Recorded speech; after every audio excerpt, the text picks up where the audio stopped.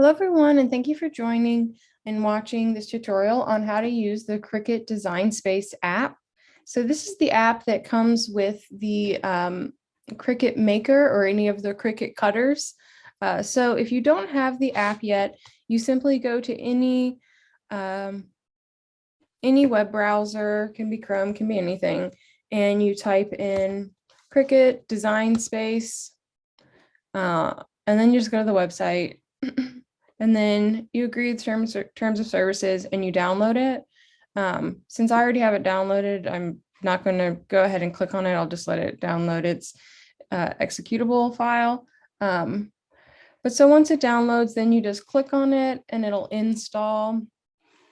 Once you've installed it, then you just click on your icon, and it'll ask you to walk through setting up a profile, which I've already done. And so after you set up the profile, it's just a couple simple questions, creating a username, etc. Then you'll have like kind of this page. You'll need to set your machine in the space. So for that, you click over here. It will be, I think it'll say unknown when you haven't set it.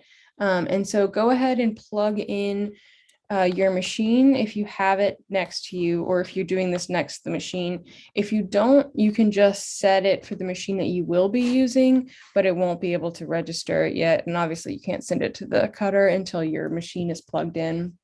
So for this demo, we are going to be using the Cricut Maker Classic. And then we just click New Project. From here, you get a blank canvas page. So it's just empty, the grid board. Down here, you can zoom in and zoom out. Over here, you have some icons. So new would just be obviously starting a whole new blank canvas.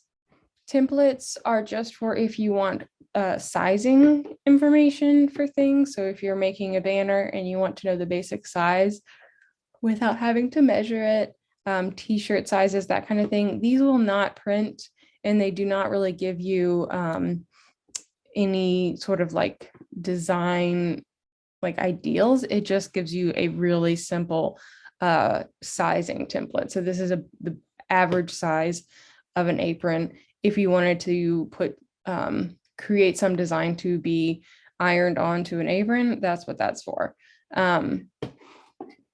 But mostly, I don't really use the templates too much.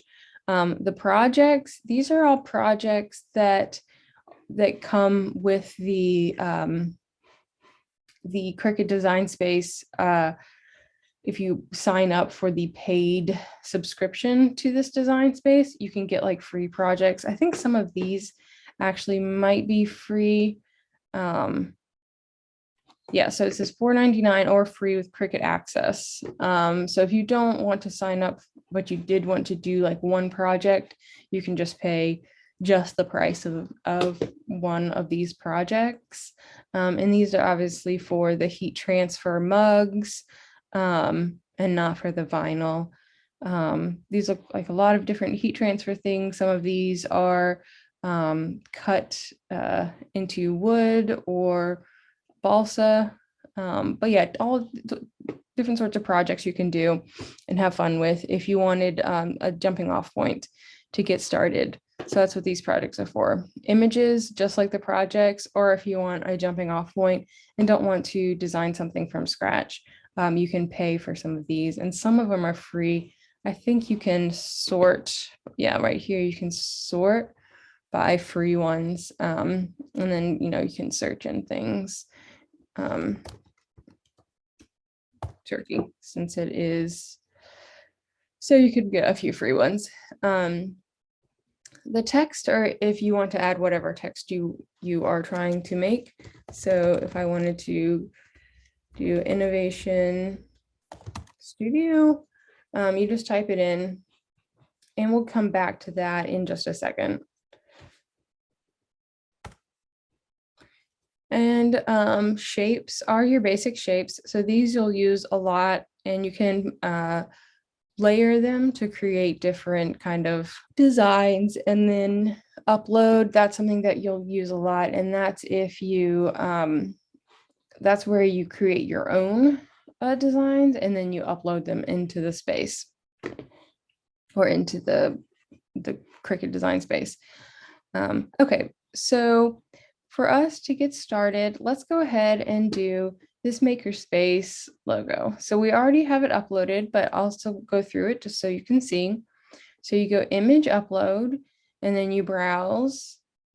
And so we have on here, I have the makerspace logo. So I hit open and then it'll ask me what my image type is. This is pretty simple. Obviously, the more complex the image, you choose more complex and you hit continue. If you had a background that you needed to remove, this is where you would do it. So you would go to select and erase. The way that this works is I would go like that. So I'd be erasing it. And this comes in handy when you're doing multiple colors of vinyl. So if I wanted to do the maker, like just these downstrokes in one color, I would delete them and then go back and do this again and delete everything else. So if I wanted all of that to be red and everything else to be black, then I would go through, delete those, and then in the second pass, I would leave those and delete everything else. And I would do 2 different cuts and I would adjust them together as I was doing my installation of the vinyl. But since we're going to do the whole logo, so you leave it like that, and then you would hit apply and continue. So print and cut is if you are sending it to your printer first. This is an example if you are making a sticker that has an outline that you wanted to cut out, but the sticker itself had an intricate image, you would use print and cut. So you would first send it to your printer and it would print the image, and then you would cut it to just cut the outside. Since we are only cutting the whole thing in vinyl, we're doing cut only. And so you hit upload.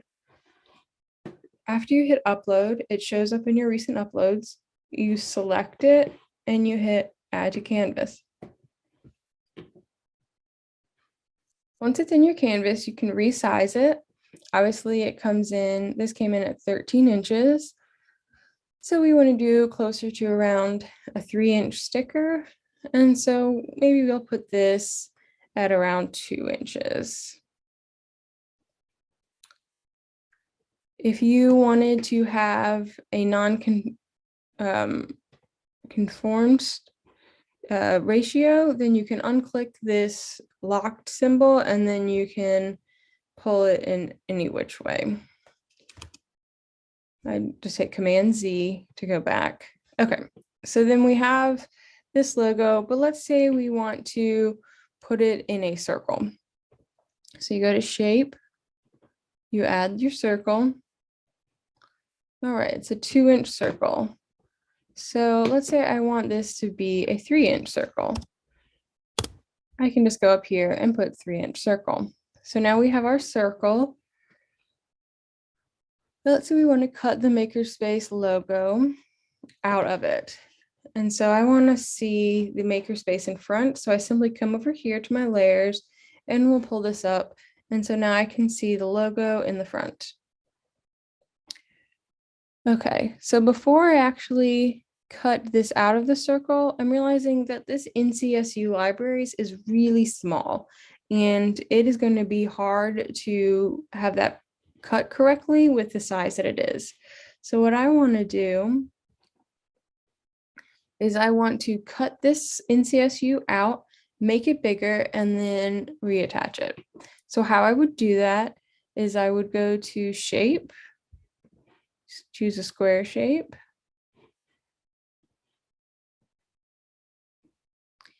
And I would actually do this, pull this up.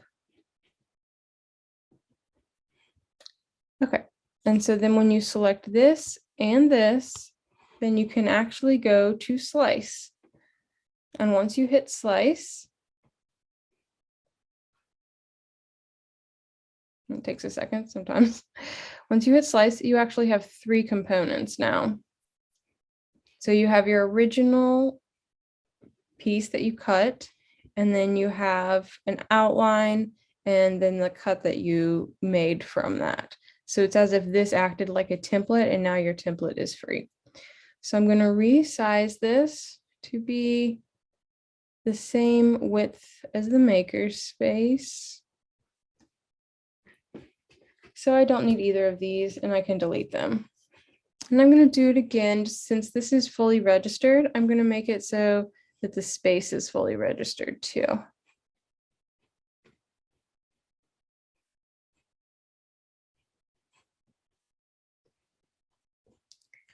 So again, unlock your square, change it to the size that you need. And I like to pull it in front because I like to make sure I got everything and it's not too close.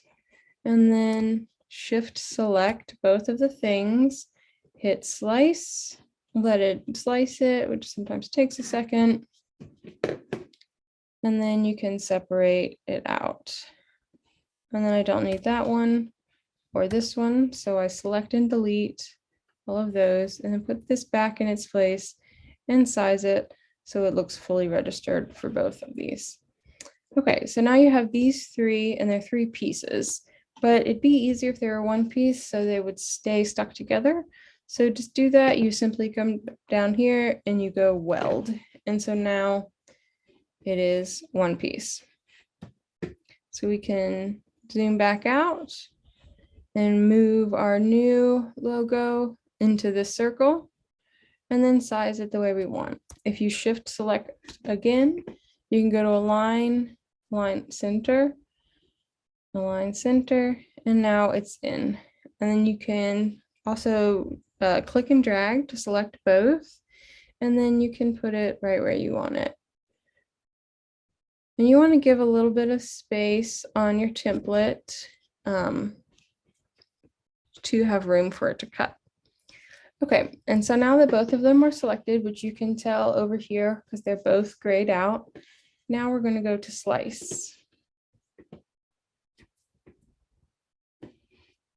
All right, now that it's sliced, so this is the sticker that we want, the circle with this cut out. So then now we're all ready. So then you simply click, once you're ready, you click make it.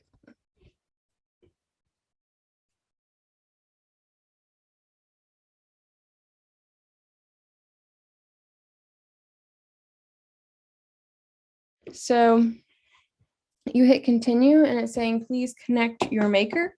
So I'm going to turn my Cricut Maker on now so that it shows that it's connected.